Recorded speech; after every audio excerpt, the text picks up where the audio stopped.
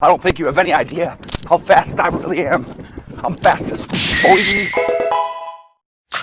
What is up, everyone, and welcome back to another Pokemon video that's also anime video. Today we're going to be answering the question, what if your favorite anime character was a Pokemon? I've seen a lot of anime in my life, and I haven't really talked too much about it in videos, so today I thought I would combine my two favorite things, Pokemon and anime, even though Pokemon also is an anime. For this first episode, we're gonna stick to some pretty normie stuff, you know, the most popular anime characters out there that probably anyone can recognize, but in the future, I would consider doing another part with maybe some other characters that are less known. If you guys are interested and you enjoy this video, make sure to hit that like button, and let's get into it. Take this! Yeah!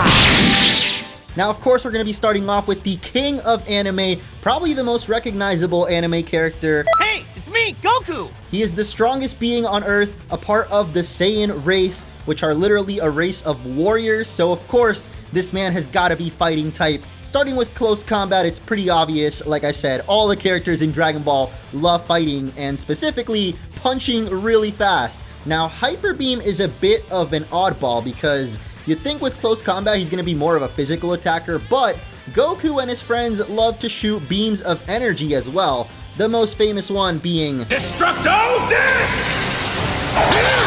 The next move is No Retreat, which I actually just learned about recently. It is the exclusive move of the Pokemon Phalanx from Sword and Shield. This move actually raises all of your stats, which is basically like Goku powering up. You know, the boy loves to scream his lungs out, and then he gains a burst of power. So that's essentially what No Retreat here is. The final one will be Dragon Rush, or well, the move I'm basing it off, which is Goku's Dragon Fist, has only appeared in, I think, the Dragon Ball movies and Dragon Ball GT, but it's a super badass attack where Goku basically summons a dragon as he punches you to smithereens. I think we can let this one slide and give him at least one dragon move, but we're gonna wrap it up with his ability, which is gonna be competitive. Saiyans are known to get even stronger when they're beat down in a fight, and it's called competitive. Like Goku, you know, he's been in a number of tournaments. He always is looking for new challengers, new people to fight. There's a lot of other moves that I considered for Goku and I guess every other character in this list, but at the end I had to just choose 4,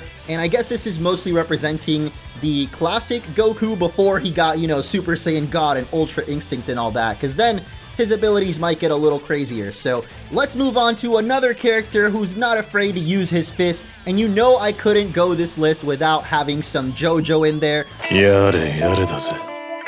Jotaro Kujo from Part 3, and of course his stand, Star Platinum. That is why he is a fighting and ghost type, even though I know stands aren't exactly ghost per se. Whatever, they look like buff ghosts following you around, so I went with ghost, and we're gonna start with his first move, Close Combat, which is pretty self-explanatory.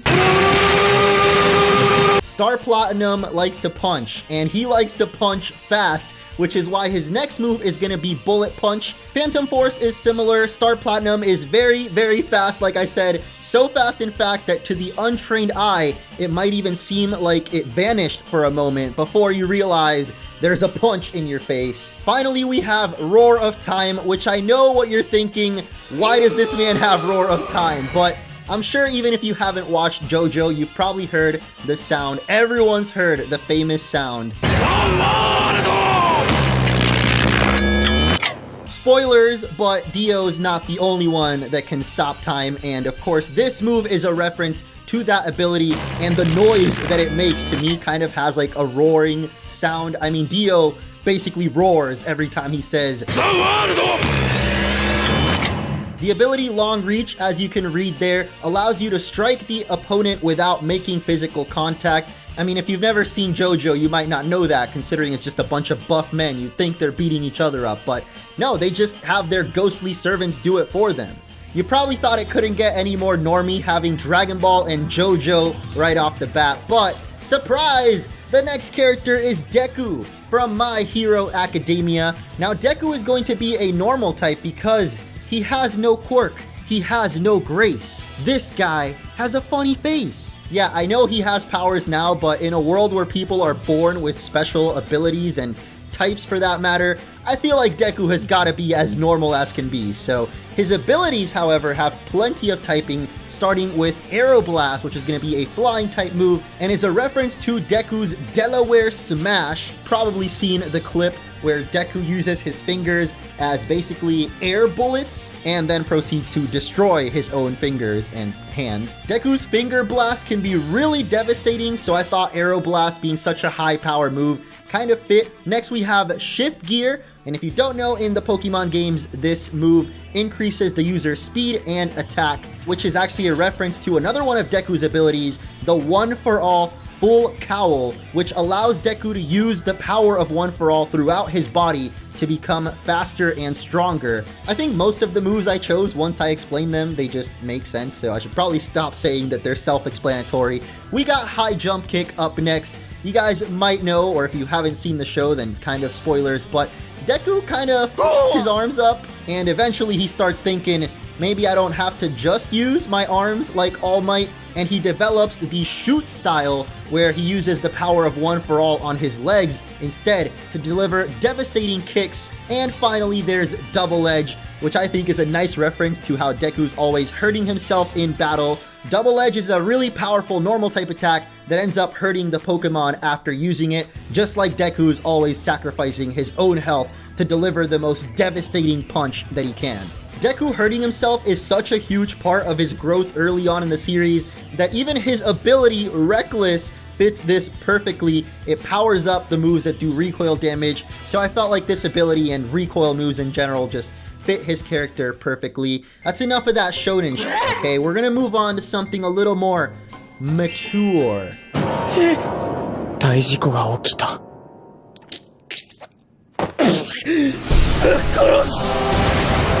Mob Psycho has gotta be one of my favorite anime that I've seen recently. I still haven't finished part 2, but season 1 was amazing, and I should totally see the second one. Crazy art style and even crazier characters.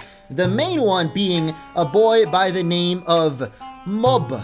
Well, that's not his real name. Technically, he's Shigeo Kageyama, but you know, Mob just rolls off the tongue way easier. So the title character here is an Esper. No, not you. I'm talking about espers, like people with psychic powers, which is why, of course, he is a psychic type and pretty much just has psychic moves here, starting off with Psychic, and actually almost all of his moves are psychic, but Psychic itself is, again, pretty self-explanatory. I mean, it's what he is. In the show, Mob's favorite form of attack is telekinesis, which is the ability to lift things up into the air, even though in the Pokemon games, this move doesn't actually do any damage, but it still lifts the enemy into the air, which Mob also loves to do, so he had to have that move. Now, Plane Split is actually really interesting because one of Mob's abilities allows him to absorb the energy of others, but it also absorbs some of the target's emotions, letting Mob feel what they feel. Empty. Finally, we have Psycho Boost, which is the most powerful psychic attack, and it represents his 100% explosion. So in the show, he's a very shy, reserved kind of guy, but slowly he starts getting ticked off. There's like certain things that trigger him. The show will show this with a percentage building up visually on screen until he hits 100%, and then he just can't hold his emotions in anymore, and he has a psychic explosion. You're done for, dude. No one can beat Mob. I'm convinced he might be the strongest character in any anime. So yeah, I know slow start affects attack stat, not special attack, but it just fits so well with him having to slowly build up his power until finally he just can't take it anymore, dude, and he's taking it out on everyone. Next, we have another mega popular character, and I'm kind of hesitant on if I should have included this one because I haven't actually seen One Punch Man. I mean, I've seen like the first 2 episodes, okay? I know what he does, I know the premise. He kills you in one punch. Those first 2 episodes are enough for me to know that Saitama was once a normal man, and through rigorous training, he became a fighting god, which is why he is a normal and fighting type, because he's still a human. He's just insanely powerful, to the point where he can kill anything in one punch. Meteor Mash is another punching move which, like its name implies, allows the user to hit with such incredible force that it could probably smash a meteor. And I'm pretty sure Saitama has actually done this in the show. Again, I haven't seen it, but I did read up on it, and yes, I'm gonna watch it. I promise. It's on my list right after Mob Season 2, and there's a lot of shows I need to catch up on. I don't think we need to explain why he has Mega Punch in there, but finally we've got Double Team, which is actually a reference to Saitama's incredible speed as well. I believe in the show, he can move so fast that he creates after images of himself, like a mini Flash out here. Maybe he's even faster than the Flash. I don't know, man. The point is, I'm fast as fuck, boy.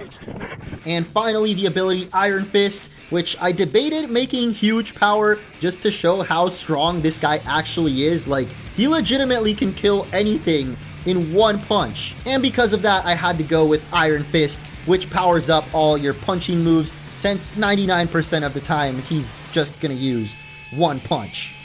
It's Tanjiro time.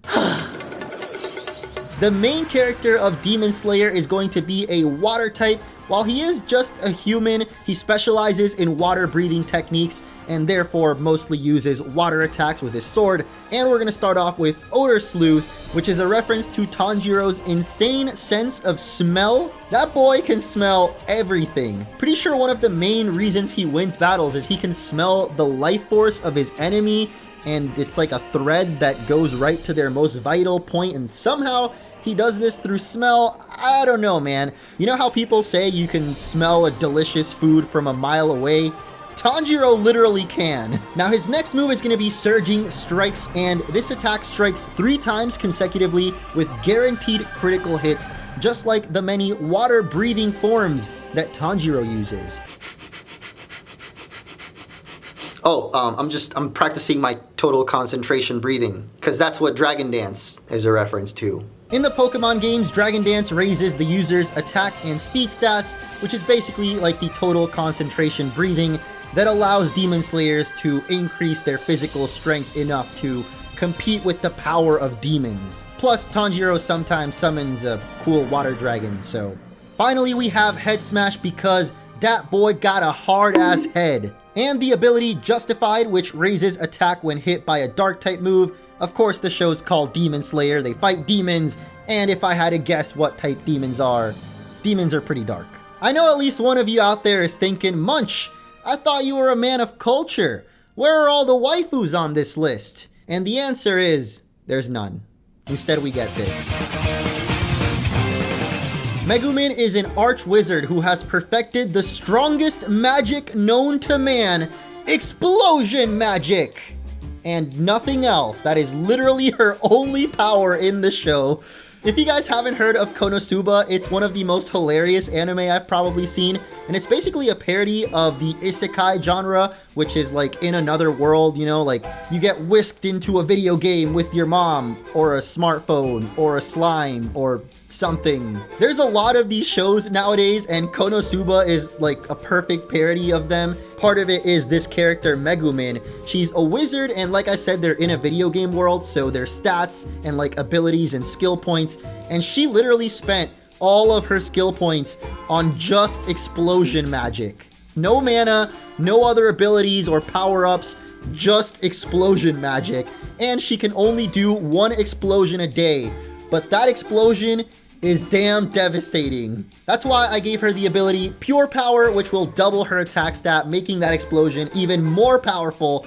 But of course, she can only use it once a day, because when you explode, you kind of cease to exist. That's the only girl on this list. I'm sorry. The waifus, they're hard to come up with moves for them, dude. But maybe in the next episode, we'll get some more girls in there. Now we get to my favorite part of this list. Those of you that know anime music probably know exactly where this is going, as our next character will be Kira, otherwise known as Light Yagami, the wielder of the Death Note and main character of the show called Death Note. Also highly recommended, but Kira is going to be a dark type because even though he's just a human, this dude is evil. His first attack will be Foresight, which isn't technically an attack, like it doesn't do any damage in the games, but it shows that Light is always 1 step ahead, therefore he has the Foresight. In the Pokemon games, this move also allows you to hit Ghost-type Pokemon with normal and fighting moves, which is a clever reference to how holding the Death Note allows you to see Shinigami, which are the gods of death, or basically ghosts. Next, I chose Guillotine, which if you don't know is a one-hit KO move, and obviously this is a reference to the Death Note, which is a notebook. If you write a person's name in it, that person will die. Okay, this next one, it's a bit troll. Stuffed Cheeks will let the user immediately eat its held berry, and it's a reference to, well, I guess it's better if I just show you. Just watch me, L. I'll solve equations with my right hand and write names with my left. I'll take a potato chip and eat it. Everybody's gotta eat, man. Final Gambit will be his final move. When all else fails, Light is willing to sacrifice everything in order to come out on top. This move literally kills your own Pokemon. So I think Final Gambit kind of fits, since when he's backed into the corner, Light he was willing to do everything, man. And finally, we have the ability No Guard, because he really has nothing to defend himself with. Like, he is just a regular guy at the end of the day. Therefore, No Guard, guaranteeing that he doesn't miss with the Death Note either. Now, of course, without Light, you can't have Darkness.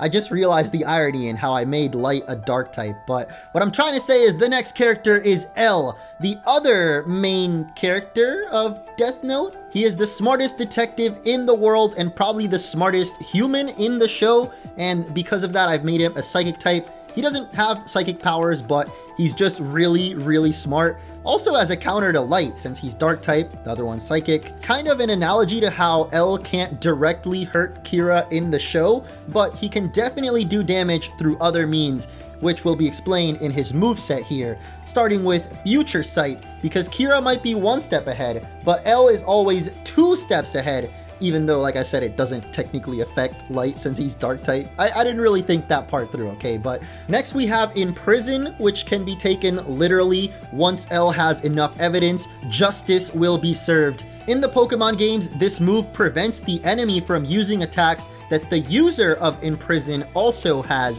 which leads me to L's next move, Guillotine. Because if they both have Guillotine, then Imprison wouldn't allow Light to use the Death Note. At the same time, L has the backing of like the police and the government, so he really could just guillotine you if he had enough evidence against you, or Imprison, because like I said, it's all about justice. L's not really trying to kill anyone here.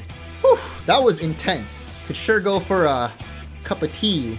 Yeah, his last move is pretty much a meme, but it's true. I decided to make L's ability Disguise, because even though he doesn't physically disguise himself as anyone else, he's a man of many names, not literal disguises, but I think the ability still definitely fits like L did with the Death Note, you know, giving fake names so that his real name would be saved. Because there aren't really that many characters in Death Note, I felt like including both of them in this video would be nice, and it is one of my favorite shows, so watch Death Note. And we're gonna wrap up this list with some more normie crap.